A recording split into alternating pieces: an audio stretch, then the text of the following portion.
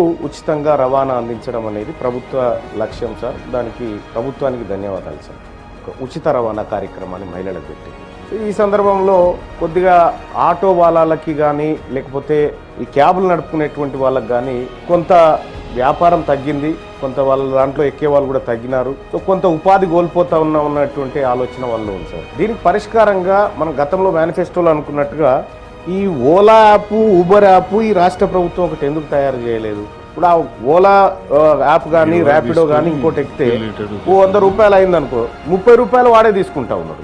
70 రూపాయలలో వీడు పెట్రోల్ వెళ్ళాలి, కూలి వెళ్ళాలి, అన్నీ వెళ్ళాలి. కానీ ఆ పరిస్థితి లేదు. ఇక్కడ ఏమంటున్నంటే ఆటోలకు సంబంధించి ఇప్పుడు ఎట్లాగో మనం ఆర్టీసీకి కొంత చెల్లిస్తా ఉన్నాము, ఆర్టీసీకి చెల్లిస్తా ఉన్నాం. చాలా మంది ఆటోలు సార్, నేను ఎప్పుడైనా వస్తా ఉంటే వాళ్ళు ప్రేమ కొద్ది పలకరిస్తారు, అన్న మా బతికేందన్న అంటా ఉన్నారు. చాలా మంది అంటా ఉన్నారు, మా బతికేందన్నా, మేము ఎట్లా బతకాలన్నా, ఈ రోడ్ల మీద మాకు దందాలు లేవన్నా, రోజుకు అప్పుడు 5-6 కిరాయిలు దొరికితే అంతో ఇంతో ఆశతో ఉండేది, వాళ్ళ 1-2 కిరాయిలు దొరకనటువంటి పరిస్థితి ఉంది. అప్పుడు కనీసం ఒక 10 గంటలు పని చేస్తే ఈఎంఐ కట్టుకోనో, ఇంట్లో కొద్దిగా సరుకులు తెచ్చుకోనో, ఇంటి రెంటో, వైద్యమో, పిల్లలో చూసుకునేది. కానీ ఇవాళ మొత్తం రోడ్ల మీద ఉన్నా కూడా వాళ్ళు బతకలేనటువంటి పరిస్థితి వచ్చింది. కాబట్టి ఒక యాప్ను తయారు చేయడం వల్ల వచ్చే సాధక బాధకాలు పరిశీలించండి సార్. మీరు పరిశీలించి ఒక యాప్ను తయారు చేసి వాళ్ళకు పెడితే ఇది ప్రభుత్వ యాప్ అయినప్పుడు ప్రజల్లో కూడా కొంత నమ్మకం ఏర్పడుతుంది.